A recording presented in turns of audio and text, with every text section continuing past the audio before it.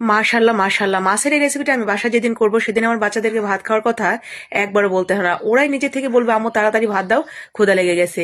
Even আমিও কিন্তু ওদের মতো একদম ছোটই হয়ে যাই, রান্না শেষ করে ওদের খাবার দাবার শেষ করেই ভাত নিয়ে বসে যাই। এত বেশি মজার এটা, রান্না করার পর থেকেই মনে হবে যে কখন খাবো কখন খাবো। অনেক মজার একটা মাছের রেসিপি, আপনি একদিন ট্রাই করে দেখতে পারেন। তো প্রথমে শুকনো মরিচ, তার সাথে রসুন আর দিয়ে দিলাম আদা পেঁয়াজ, তার সাথে কয়েকটা কাঁচামরিচ দিয়ে আমি তেলের উপরে একটু হালকা করে ভাজা ভাজা করে নেব।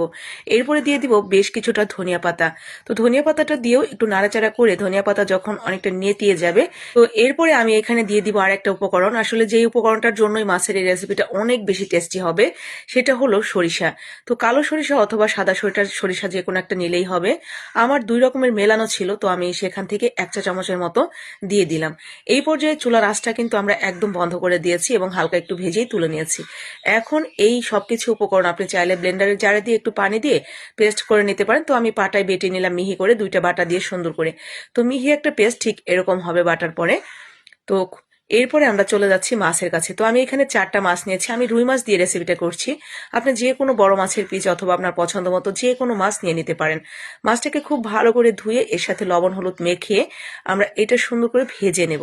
তো কড়া করে ভাজবো না, যে অতিরিক্ত কড়া হয়ে গেল, মাছটা একদম ড্রাই হয়ে শক্ত হয়ে গেছে, ওরকম ভাজা যাবে না। ভাজা হবে আবার জুসিনেসটাও ঠিক থাকবে, ঠিক এরকম করে 2টা পাশ সুন্দর করে লাল লাল করে ভেজে নেব। অতিরিক্ত ড্রাই হয়ে গেলে কিন্তু মাছটা খেতে আর তখন ভালো লাগবে না।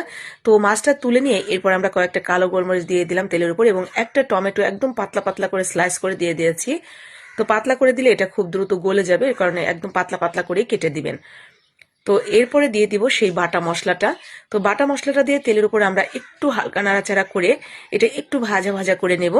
তো হালকা একটু ভাজা ভাজা করতে করতে আমরা দেখবো যে এটার কালারটা একটু চেঞ্জ হয়ে গেছে, ঠিক তখন একটু পানি অ্যাড করে দিচ্ছি।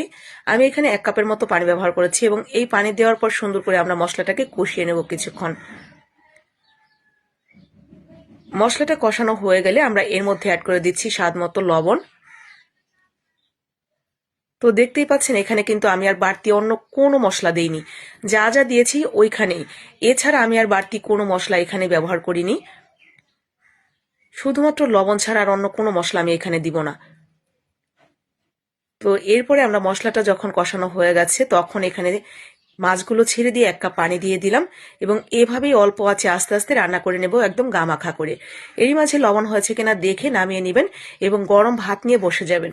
আপনার বাসার প্রত্যেকে যারা মাছ খেতে পছন্দ করে তারা এটা খাওয়ার জন্য দেখবেন মুখিয়ে থাকবে। এত বেশি মজার আর এটা এত বেশি ফ্লেভারফুল, আপনি নিজেও দেখবেন ভাত না খাওয়া পর্যন্ত শান্তি লাগছে না যে কখন খাবো, এত মজার একটা মাছের রেসিপি করলাম। তো ভালো লাগলে এইভাবে একদিন বানিয়ে নেবেন, আশা করি আপনার মন ছুঁয়ে যাবে। আর ভালো যদি লেগেই যায় তাহলে টুক করে একটা লাইক কমেন্ট শেয়ার করে দিন, যদি আপনার হাতে 2-1 সেকেন্ড সময় থাকে।